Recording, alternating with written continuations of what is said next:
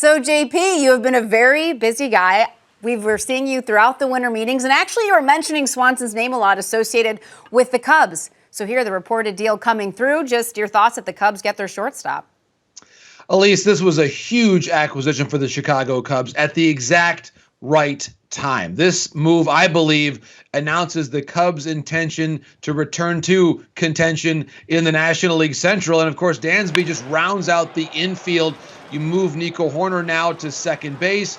And the big number that I look at with Dansby Swanson, Elise, from this past year is 162. He is in the lineup every single day. He has become, in many ways, the preeminent defensive shortstop in the National League. And we know, of course, just what a special story this is for Dansby and his wife, Mallory. They can now play professional sports in the same town. Such a great story to begin this chapter of life together in Chicago. And so I think for Dansby, if he was ever going to leave his hometown of Atlanta, it was going to have to be for a franchise with the history, the tradition of the Cubs, and the fan support there as well. Yeah, and how about you just get married, you're on your honeymoon, and this reported deal is coming through. What a nice little honeymoon right there. Now, you mentioned right at the top of your answer there that this move puts them in contention in the NL Central. So how does this change things for the Cubs in a division where looking at the Cardinals at the top, but hey, now the Cubs are right in that conversation? They really are, Elise. And I think the Cubs farm system has gotten better and better as time has gone on. They've become closer, to your point, to the top of the division. Milwaukee maybe takes a bit of a step back now that Josh Hader won't be there for a full season, of course. I like the way the Cubs have handled this offseason overall. Jamison Taillon, the reports, of course, Drew Smyly as well coming in. Cody Bellinger, I think that was a really savvy signing by the Cubs in general. And when you see there the payroll comparison, the Cubs have a really good opportunity now with their payroll being the highest in the division to return to prominence for a period of time. It may take a little bit. Of course, they'll really rely on Stroman to be that steady force in the rotation along with Hendricks.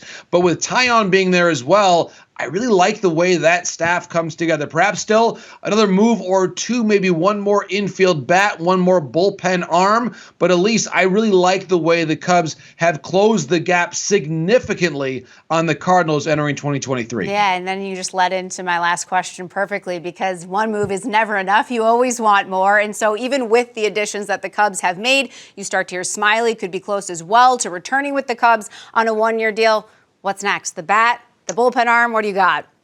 It could be both, Elise. And I'll mention one arm that I think is really intriguing on the free agent market that we haven't talked about a lot this winter, and that's Michael Fulmer. End of the season, of course, with the Minnesota Twins. He's someone who's still out there, and I wonder if the Cubs, just given the uncertainty about the last spot or even two in the rotation, perhaps Steele will have that spot. But if not, maybe you take someone like a Michael Fulmer who has started in the past, hasn't done it in a while, and maybe give him that chance to pitch 150 innings, 140 innings, and start. I think that's a really intriguing possibility for the Cubs.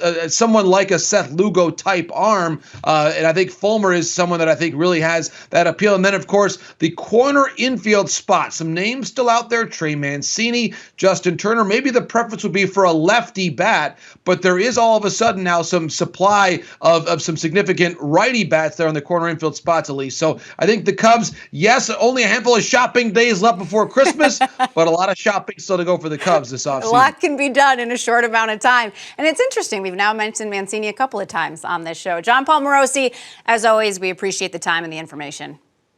Thanks, Elise. Happy holidays.